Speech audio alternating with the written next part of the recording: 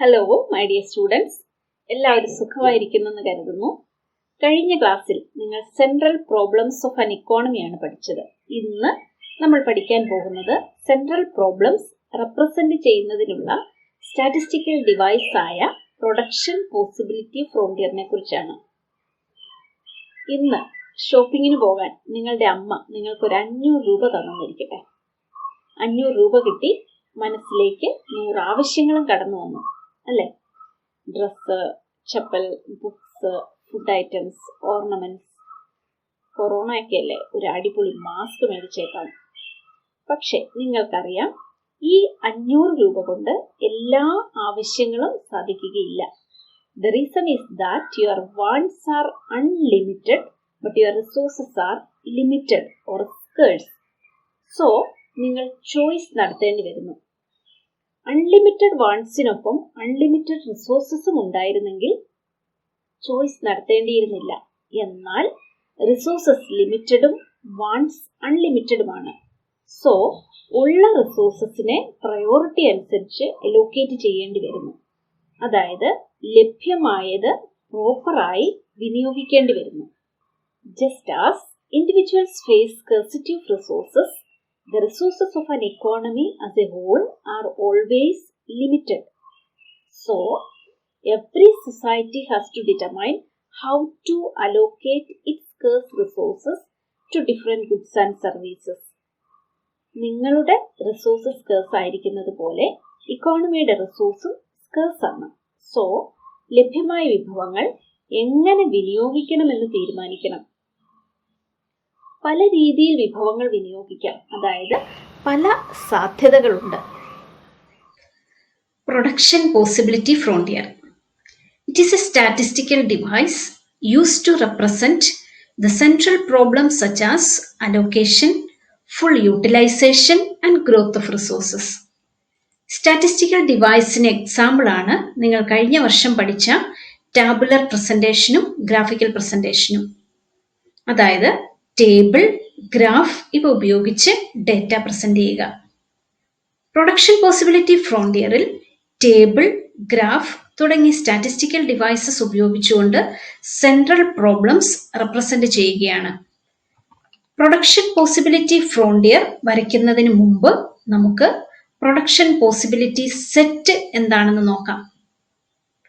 നമുക്കറിയാം, നമ്മുടെ വിഭവങ്ങളായ ലാൻഡ്, ലേബർ, ക്യാപിറ്റൽ, ഓർഗനൈസേഷൻ ഇവ പരിമിതമാണ്. എന്നാൽ ഈ വിഭവങ്ങൾ ഉപയോഗിച്ച് ഉൽപ്പാദിപ്പിക്കേണ്ടതായ കാര്യങ്ങൾ അപരിമിതമാണ്. Economy needs to produce food, clothing, housing, agricultural products, industrial products, expense on education, health, administration, defence etcetera. ലഭ്യമായ റിസോഴ്സും ലഭ്യമായ ടെക്നോളജിയും ഉപയോഗിച്ച് ഉൽപ്പാദിപ്പിക്കാവുന്ന അനേകം പ്രൊഡക്ഷൻ പോസിബിലിറ്റീസ് ഉണ്ട്. ഉൽപാദന സാധ്യതകൾ. ഈ സാധ്യതകളെ എല്ലാം കൂടി വിളിക്കുന്ന പേരാണ് പ്രൊഡക്ഷൻ പോസിബിലിറ്റി സെറ്റ്. ഇവിടെ നമ്മൾ ടെക്നോളജി എന്നൊരു പദം ഉപയോഗിച്ചു.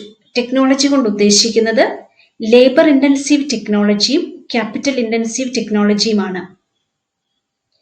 കൂടുതൽ ലേബറേഴ്സ് ലഭ്യമായ രാജ്യങ്ങൾ ലേബർ ഇന്റൻസീവ് ടെക്നോളജിയും, ലേബറേഴ്സ് കുറവും എന്നാൽ ക്യാപിറ്റൽ അവൈലബിൾ ആയ നേഷൻസ് ക്യാപിറ്റൽ ഇന്റൻസീവ് ടെക്നോളജിയും ഉപയോഗിക്കുന്നു. അതായത് മെഷീൻസ് ഉപയോഗിച്ച് പ്രൊഡക്ഷൻ നടത്തുന്നു. So we can define the production possibility set as the collection of all possible combinations of the goods and services that can be produced from a given amount of resources and a given stock of technological knowledge. ഒരു ഉദാഹരണത്തിലൂടെ വ്യക്തമാക്കാം. ഒരു economy ലഭ്യമായ വിഭവങ്ങൾ മുഴുവൻ കോണും കോട്ടണും produce ചെയ്യാൻ ഉപയോഗിക്കുന്നുവെന്നിരിക്കട്ടെ. ഇടയ്ക്കൊരു കാര്യം പറഞ്ഞോട്ടെ. പ്രൊഡക്ഷൻ പോസിബിലിറ്റി ഫ്രോണ്ടിയർ ഒരു സ്റ്റാറ്റിസ്റ്റിക്കൽ ഡിവൈസ് ആണെന്ന് നമ്മൾ കണ്ടു. അതായത് പ്രൊഡക്ഷൻ പോസിബിലിറ്റീസ് റെപ്രസെന്റ് ചെയ്യുന്നത് ഒരു ടേബിൾ അല്ലെങ്കിൽ ഒരു ഗ്രാഫിന്റെ സഹായത്താലാണ്. ഗ്രാഫിന്റെ പ്രത്യേകത അത് 2 ഡയമെൻഷനൽ ആണ്. 2 ഫാക്ടേഴ്സ് മാത്രമേ ഗ്രാഫിൽ റെപ്രസെന്റ് ചെയ്യാൻ സാധിക്കുകയുള്ളൂ. അതുകൊണ്ടാണ് സൗകര്യാർത്ഥം നമ്മളിവിടെ ഒരു എക്കോണമി 2 ഗുഡ്സ് മാത്രമാണ് പ്രൊഡ്യൂസ് ചെയ്യുന്നത് എന്ന് സങ്കല്പിച്ചിരിക്കുന്നത്. ലഭ്യമായ വിഭവങ്ങൾ ഉപയോഗിച്ച് കോണും കോട്ടണും പ്രൊഡ്യൂസ് ചെയ്യുന്ന എക്കോണമിക്ക് പല സാധ്യതകളുണ്ട്. ടേബിളിലെ ഫസ്റ്റ് കോളത്തിൽ ഉൽപാദനത്തിന്റെ വിവിധ സാധ്യതകൾ നമുക്ക് കാണാം. A, B, C, D, E. ഈ സാധ്യതകൾ ഉപയോഗിച്ച് കോണും കോട്ടണും പ്രൊഡ്യൂസ് ചെയ്യുന്നു. പോസിബിലിറ്റി എ അനുസരിച്ച് മുഴുവൻ റിസോഴ്സസും കോട്ടന്റെ പ്രൊഡക്ഷനായിട്ട് വിനിയോഗിക്കുന്നു. അതായത് 0 യൂണിറ്റ് ഓഫ് കോണും 10 യൂണിറ്റ്സ് ഓഫ് കോട്ടണും പ്രൊഡക്ഷൻ നടത്തുന്നു. പോസിബിലിറ്റി ഇ അനുസരിച്ച് മുഴുവൻ റിസോഴ്സസും കോണിന്റെ പ്രൊഡക്ഷന് വേണ്ടി വിനിയോഗിക്കുന്നു. അതായത് 4 യൂണിറ്റ്സ് ഓഫ് കോണും 0 യൂണിറ്റ്സ് ഓഫ് കോട്ടണും പ്രൊഡക്ഷൻ നടത്തുന്നു. മറ്റ് അനവധി സാധ്യതകളുണ്ട്. അതിൽ ചിലതാണ് ബി, സി, ഡി ഇവ. പോസിബിലിറ്റി ബി അനുസരിച്ച് 1 യൂണിറ്റ് ഓഫ് കോണും 9 യൂണിറ്റ്സ് ഓഫ് കോട്ടണും പ്രൊഡക്ഷൻ നടത്തുന്നു. പോസിബിലിറ്റി സി അനുസരിച്ച് 2 യൂണിറ്റ്സ് ഓഫ് കോണും 7 യൂണിറ്റ്സ് ഓഫ് കോട്ടണും പ്രൊഡക്ഷൻ നടത്തുന്നു. പോസിബിലിറ്റി ഡി അനുസരിച്ച് 3 യൂണിറ്റ്സ് ഓഫ് കോണും 4 യൂണിറ്റ്സ് ഓഫ് കോട്ടണും പ്രൊഡക്ഷൻ നടത്തുന്നു. ഇപ്രകാരം ലഭ്യമായ വിഭവങ്ങൾ ഉപയോഗിച്ച് ഉൽപ്പാദിപ്പിക്കുന്ന 2 ഗുഡ്സിന്റെ വിവിധ സാധ്യതകളാണ് പ്രൊഡക്ഷൻ പോസിബിലിറ്റീസ്. ലഭ്യമായ വിഭവങ്ങളെ പൂർണ്ണമായും കാര്യക്ഷമമായും ഉപയോഗിച്ചാൽ 010, 19, 27, 34, 40 എന്നീ പ്രൊഡക്ഷൻ പോസിബിലിറ്റി സെറ്റാണ് നമുക്ക് ലഭിക്കുന്നത്. ഈ പ്രൊഡക്ഷൻ പോസിബിലിറ്റി സെറ്റിനെ ഗ്രാഫിൽ റെപ്രസെന്റ് ചെയ്യാൻ പോവുകയാണ്. Cotton on the y-axis and corn on the x-axis. 010, 19, 27, 34 and 40. When we join these points, we get a curve, that is production possibility frontier. The production possibility frontier gives the combinations of the 2 goods that can be produced when the resources of the economy are fully utilized.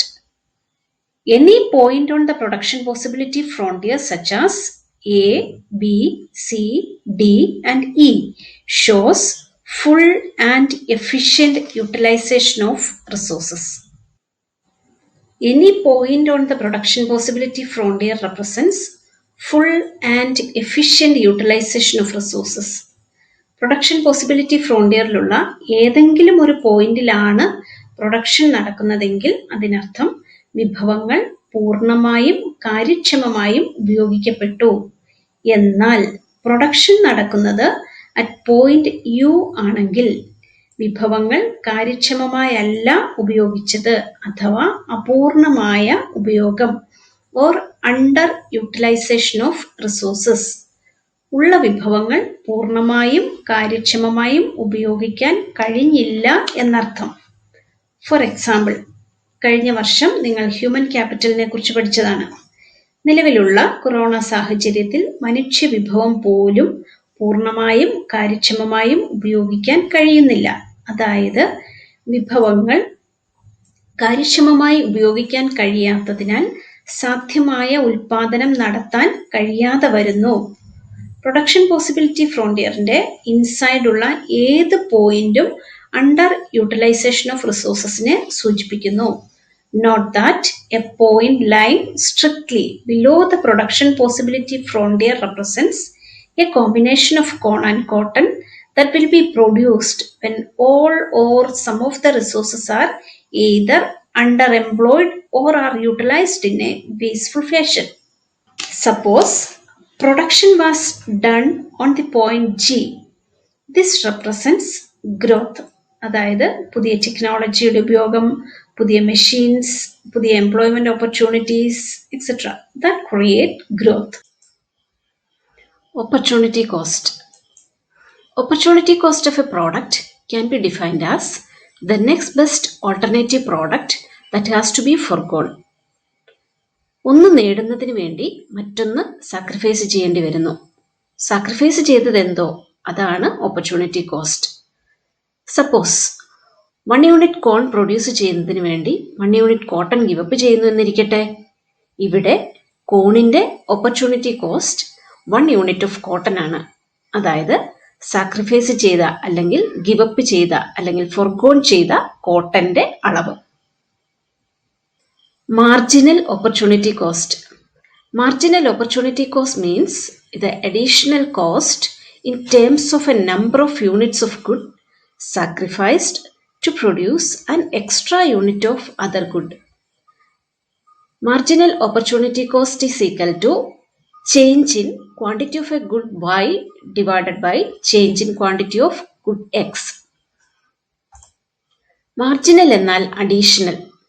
ഇവിടെ marginal opportunity cost എന്നതുകൊണ്ട് അർത്ഥമാക്കുന്നത് വിഭവങ്ങൾ പൂർണ്ണമായി വിനിയോഗിച്ചിരിക്കെ നിലവിലുള്ള ഒരു പോസിബിലിറ്റിയിൽ നിന്ന് മറ്റൊന്നിലേക്ക് പോകുന്നതിന് വേണ്ടി എത്ര യൂണിറ്റ് അഡീഷണൽ ആയി ഗിവപ്പ് ചെയ്യേണ്ടിയിരിക്കുന്നു അല്ലെങ്കിൽ സാക്രിഫൈസ് ചെയ്യേണ്ടി വരുന്നു. ഈ ടേബിൾ പ്രകാരം പോസിബിലിറ്റി എയിൽ മുഴുവൻ റിസോഴ്സസും കോട്ടൺ പ്രൊഡ്യൂസ് ചെയ്യുന്നതിനായി വിനിയോഗിച്ചിരിക്കുന്നു. പോസിബിലിറ്റി ബിയിലേക്ക് മാറണമെങ്കിൽ അല്ലെങ്കിൽ കോണിന്റെ പ്രൊഡക്ഷൻ 0യിൽ നിന്ന് 1 യൂണിറ്റായി ഇൻക്രീസ് ചെയ്യണമെങ്കിൽ കോട്ടൺ 10 യൂണിറ്റിൽ നിന്ന് 9 യൂണിറ്റായി റെഡ്യൂസ് ചെയ്യേണ്ടിയിരിക്കുന്നു. അതായത് 1 യൂണിറ്റ് കോൺ നേടുന്നതിന് വേണ്ടി 1 യൂണിറ്റ് കോട്ടൺ ഗിവപ്പ് ചെയ്യേണ്ടി വരുന്നു. ഇവിടെ കോൺ പ്രൊഡ്യൂസ് ചെയ്യുന്നതിന് വേണ്ടി ഗിവപ്പ് ചെയ്ത 1 യൂണിറ്റ് കോട്ടൺ ആണ് കോണിന്റെ marginal opportunity cost. Next, production of corn 1 to 2 ആയി ഇൻക്രീസ് ചെയ്യുന്നതിന് കോട്ടൺ 9 to 7 ആയി ഡിക്രീസ് ചെയ്തു. സാക്രിഫൈസ് ചെയ്ത 2 യൂണിറ്റ് ഓഫ് കോട്ടൺ ആണ് ഇവിടെ marginal opportunity cost. Then corn production 2 to 3 ആയി ഇൻക്രീസ് ചെയ്യുന്നതിന് വേണ്ടി കോട്ടൺ 7 to 4 ആയി ഡിക്രീസ് ചെയ്തു. ഇവിടെ 3 യൂണിറ്റ് ഓഫ് കോട്ടൺ ആണ് മാർജിനൽ ഓപ്പർച്യൂണിറ്റി കോസ്റ്റ്, അതായത് ഗിവപ്പ് ചെയ്ത കോട്ടന്റെ അളവ്. Again, for increasing corn from 3 to 4, cotton reduced from 4 to 0. 4 units give up ചെയ്തു. So here, marginal opportunity cost is equal to 4. Marginal opportunity cost 3 തരത്തിലാകാം: increasing, decreasing or constant. ഇവിടെ marginal opportunity cost increasing ആണ്. ഓരോ additional unit കോൺ produce ചെയ്യുന്നതിന് വേണ്ടി കൂടുതൽ അളവ് cotton give up ചെയ്യേണ്ടി വരുന്നു. ആദ്യം 1 unit, then 2, then 3 and 4. Production possibility കർവിന്റെ ഷേപ്പ് മാർജിനൽ ഓപ്പർച്യൂണിറ്റി കോസ്റ്റിനെ ആശ്രയിച്ചിരിക്കുന്നു. 3 ഷേപ്പിലുള്ള പ്രൊഡക്ഷൻ പോസിബിലിറ്റി കർവ്സ് ഉണ്ട്: concave, convex and downward sloping straight line or linear. Marginal opportunity cost increasing ആയിരിക്കുമ്പോഴാണ് production possibility curve concave shape ആകുന്നത്. നമുക്ക് പഠിക്കാനുള്ളത് concave shape production possibility curve ആണ്. ഇനി നമുക്ക് 1-2 ചോദ്യങ്ങൾ കണ്ടു നോക്കാം.